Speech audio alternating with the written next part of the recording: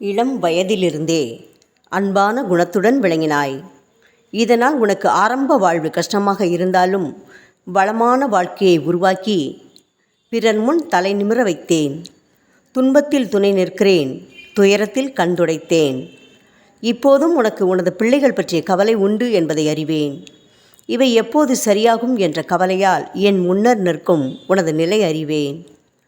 கவலைப்படாதே, உன்னை ஈடேற்றிய நான் உனக்காக உனது பிள்ளைகளை பாதுகாப்பேன். தேவையின்றி அடுத்தவர்களால் அவமானப்படுத்தப்படும் நிலை அவ்வப்போது வருகிறது. அடுத்தவர்களின் ஏச்சு பேச்சுக்களை அந்நிய மொழிகள் என்று நினைத்துக்கொள். அவற்றின் அர்த்தம் தெரியாத போது உனக்கு அவற்றால் பாதிப்பு நேராதல்லவா? அவமானங்களையும் பொறுத்து கொண்டிரு. உன்னை தாழ்த்தி உனது குடும்பத்தையும் அழிக்க நினைத்தவர்கள் முடிந்து போவார்கள். தக்க சமயம் வரும்போது உன்னை அழகாக உயர்த்தி வைப்பேன்.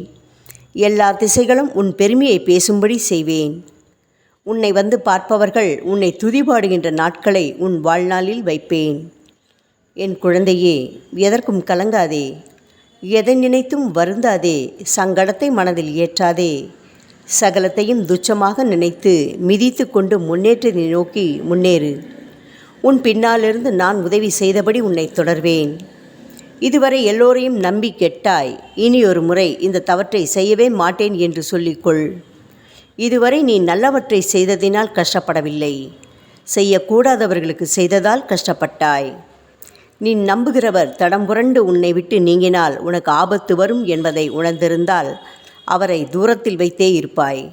இனி யாரையும் பக்கத்தில் சேர்த்து கொள்ளாமல் இடைவெளி விட்டு நிற்கவை. உனக்கு இதமாக பேசுவதால் ஒருவரிடம் முக்கிய பொறுப்புகளை தந்துவிட வேண்டாம். அவர்களால் துரோகம் இழைக்கப்படலாம். எச்சரிக்கையாக இரு. உன்னை பற்றி தவறாக பேசுகிறார்கள் என யாரேனும் கூறினால் புறம் கூறுவதை ஏற்க மாட்டேன் என்று சொல். ஆனால் சொல்லப்பட்ட விஷயத்தை மனதில் ஏற்றிக்கொள். உனக்கு பின்னால் துரோகியர் கூட்டம் வேலை செய்கிறது என்பதை அறிந்து கொள். கடனை வருமானமாக கருதாமல் உழைக்க வேண்டும் என்பதை புரிந்து உழைப்புக்கு முக்கியத்துவம் கொடு. கெட்டவர் எல்லோரும் விலகிவிட்டார்கள். இனி நல்லவர்களை அனுப்புவேன். அவர்களை துணையாக பற்றி கொண்டிரு. உன் வழிகளை தெரிந்து கொள். வழிகளை அவர்களிடமும் ஒப்படைக்காதே. அனுபவங்களால் உன்னை பக்குவமாக்கி வாழ்நாளில் உயர்ந்த ஸ்தானத்திற்கு உயர்த்தி உலகத்தாரின் வணக்கத்திற்கு உரியவளாக மாற்றப் போகிறேன். இப்படி உனது வாழ்க்கையை ஒரு சோலை போன்று மாற்றுவதற்காகவே இப்போது நான் உன்னிடம் பேச வந்துள்ளேன். என்னுடைய எதிரிகளில் 6 பேர் தற்போது உன்னிடம் இருக்கிறார்கள். அவர்களால் நான் அவதியுறுகிறேன். நீயோ அவர்களை உன் வசம் வைத்து பாதுகாக்கிறாய்.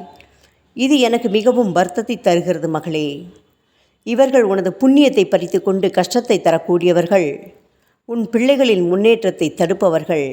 உனக்கு கெட்ட காலத்தை விரைவாக தரும் கொடியவர்கள். எனவே இவர்களை விரைவாக உன்னிடமிருந்து விரட்டிவிடு.